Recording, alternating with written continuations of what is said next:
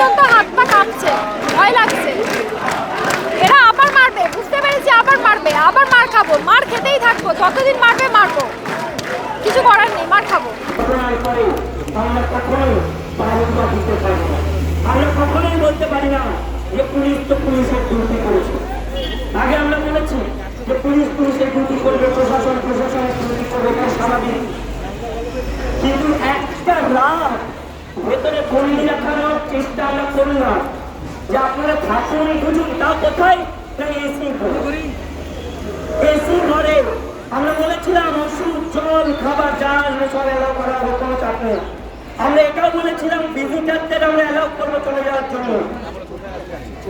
সেখানে কি হলো, ওই সেই জিনিস সেগ্রিগেট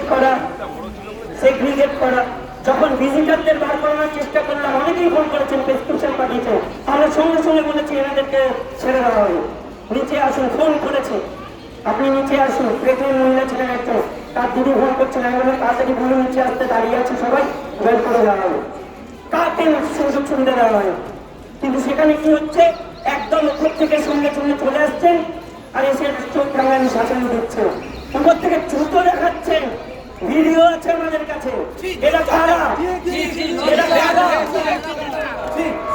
লজ্জাও করে না এদের, শিক্ষক আছে জুতো দেখাচ্ছে। আরে যে ডিপার্টমেন্ট দুর্নীতির হাতুর ঘর, যে ডিপার্টমেন্ট দুর্নীতি করলো এত যারা টাকা ছাড়া কোনো কাজ করে না, তারা জুতো দেখাবে আমাদেরকে।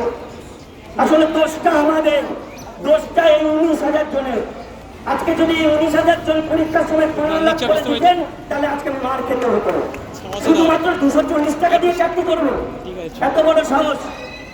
15 লাখ টাকা করে দিতে হতো, তাহলে এরা আমাদেরকে মারতো না, এরা আমাদেরকে পুষে রাখতো, খাবার দিত, জামাইয়াদের করতো। ওই মাত্র 240 টাকা দেওয়া হয়েছে বলে আজকে লাঠি চলেছে। বলার আর ভাষা নেই। যাদের গায়ে এরকম আঘাত আনা হয়েছে তাদের অবস্থাটা একবার দেখে আসুন, তারা কিভাবে যন্ত্রণায় কাতরাচ্ছে, কাঁদছে।